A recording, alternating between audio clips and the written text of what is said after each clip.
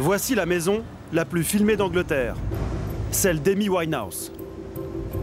Une façade dissimulée par de la vigne vierge et une porte qui s'ouvre de plus en plus rarement. La star britannique vit coupée du monde depuis des semaines, traquée 24 heures sur 24 par les paparazzis et par ses fans. La chanteuse la plus trash de la pop vit un véritable cauchemar. À chacune de ses courtes apparitions, c'est l'incident. Amy craque, allant jusqu'à injurier et gifler ses fans.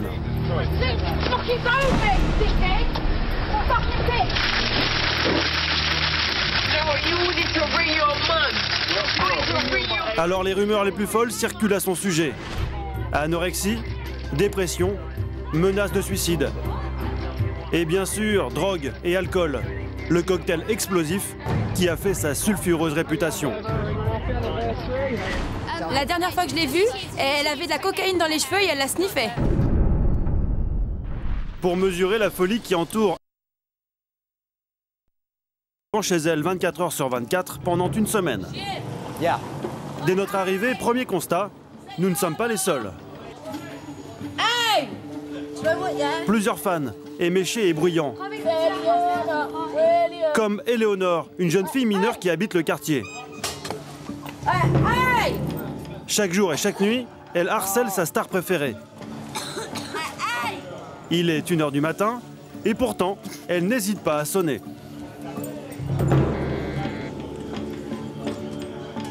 C'est pas un peu tard pour sonner? Je m'en fous, je veux la voir. Vous pensez qu'elle est réveillée? Ouais, c'est sûr. Et comment ne pas être réveillé? Car il n'y a pas qu'Eleanor. Comme tous les soirs, c'est l'attroupement sous la fenêtre d'Amy Winehouse. Ouais, ta mère, c'est une folle. Depuis que la chanteuse habite le quartier, cette rue de Londres est devenue une véritable attraction et le lieu de tous les débordements. Tapage nocturne et parfois même bagarre. Un défilé ininterrompu de curieux, de squatteurs en tout genre et de photographes à l'affût. Conséquence, certains voisins sont à bout de nerfs, comme cet homme en scooter. Eh les mecs, il est 1 h du matin. Cassez-vous maintenant.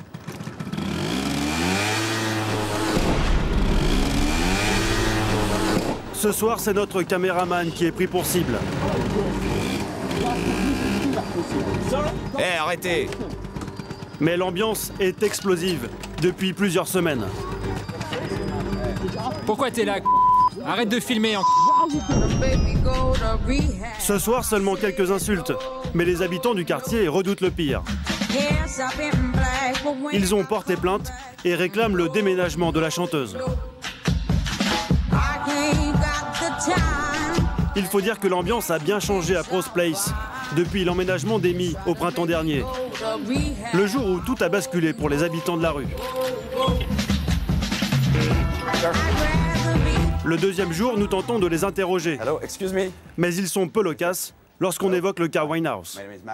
Bonjour, je suis journaliste. Non, désolé, je ne veux pas vous parler.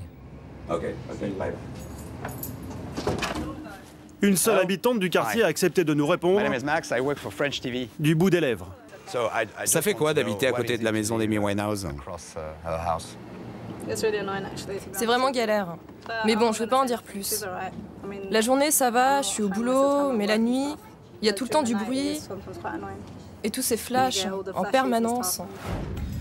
Dès la fin de matinée, c'est reparti. Comme tous les jours, le même rituel sous la fenêtre d'Amy. Les paparazzis se mettent en planque.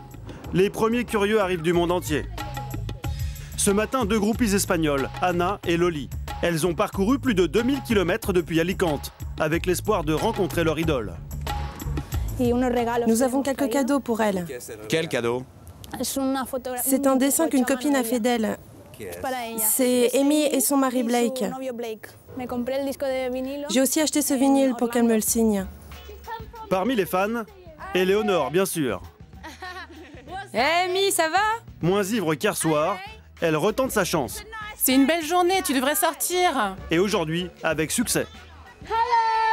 Hey, elle se rappelle de moi. Hey, May. Amy, montre-toi à la fenêtre. Il n'y a pas de paparazzi, juste les quelques tarés habituels. Allez, chante-moi une chanson. Mais la voix d'Amy s'est déjà éteinte. Eh, ça va? Bon, bah, plus tard alors. Éléonore repassera ce soir.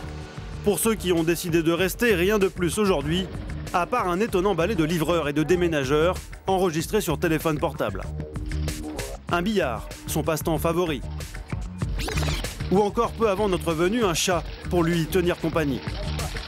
Amy ne sort plus de chez elle, elle est devenue accro à la livraison à domicile. En fin d'après-midi, nous interceptons l'un de ses porteurs de paquets. Qu'est-ce que vous lui apportez? Les produits de base. Dites-moi ce qu'il y a dans ces sacs, je suis très curieux, vous savez. Rien de spécial.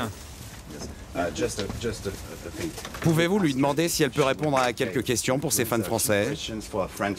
Ils sont très inquiets pour elle. Pas besoin de s'inquiéter. Elle va bien. Sûr? Oui, bien sûr. Et pourtant, des raisons de s'inquiéter, il y en a. Comme cette surprenante livraison de sang en urgence il y a quelques semaines. Une livraison qui a alerté Zoé Griffin, 27 ans, journaliste au Sunday Mirror, un tabloïd anglais. Zoé était amie avec Amy Winehouse avant que la chanteuse ne devienne célèbre. Aujourd'hui, elle ne la reconnaît plus. Quand j'ai connu Amy, elle était très drôle. Un sacré sens de l'humour. Et elle chantait tout le temps. Depuis la célébrité, tout a basculé. Son mari emprisonné après une sombre histoire de bagarre qui a mal tourné. Et surtout la drogue. De cure de désintoxication en rechute, une longue descente aux enfers. La journaliste du Sunday Mirror se dit préoccupée par l'état de santé de son ancienne amie. Ça devait faire 1 an que je n'avais pas de nouvelles d'elle.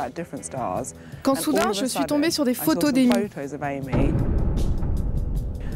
Elle était vraiment maigre, j'étais sous le choc, parce qu'avant elle n'était pas aussi maigre.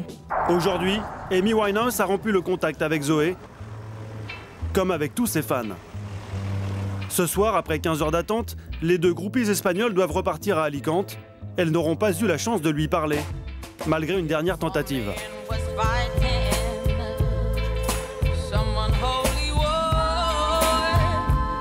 Vous êtes déçu?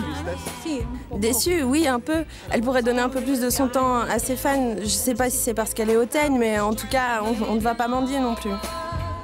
Elles repartent bredouille. Nous décidons de marcher sur les traces d'Amy dans le quartier qu'elle fréquente depuis l'enfance. Voici le pub où elle a appris à jouer au billard. Ici, on ne la croise qu'en peinture depuis bien longtemps. Un peu plus loin, la boîte de nuit où elle a fait sa dernière apparition publique il y a 3 mois. Ce soir-là, elle anime la soirée comme DJ. Et elle semble en très mauvais état. C'est ce qu'ont ressenti ses fans présents ce soir-là. Je l'ai vue, elle faisait DJ, elle était cuite, complètement défoncée. C'est-à-dire? Elle avait de la cocaïne dans les cheveux et elle la sniffait. Vous avez vu ça? Oui, je l'ai vue. Elle avait l'air carrément énervée.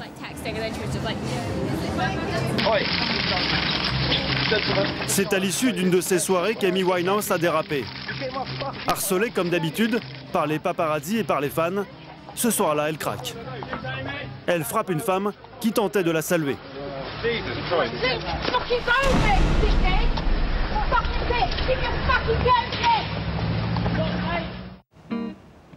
Le dernier jour, en fin de matinée.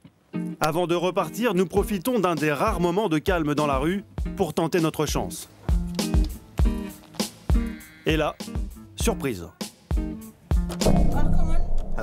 Bonjour, je suis journaliste français. Comment allez-vous?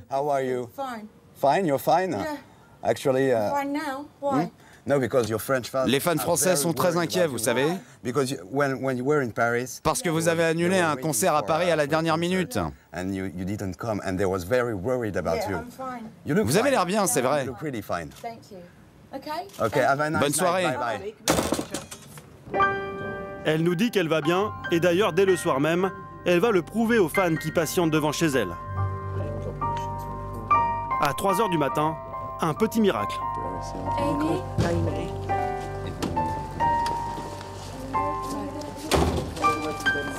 Amy Winehouse s'engouffre dans un taxi, sans un mot.